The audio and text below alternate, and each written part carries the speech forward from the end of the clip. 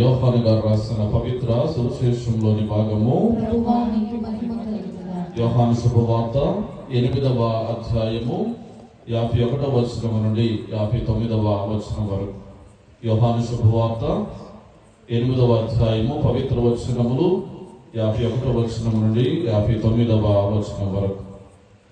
ఆ కాలములో యేసు యూదులతో, నా మాటను పాటించువాడు ఎన్నటికి మరణము చవిచూడడు అని నిశ్చయముగా చెప్పుచున్నాను అనెను.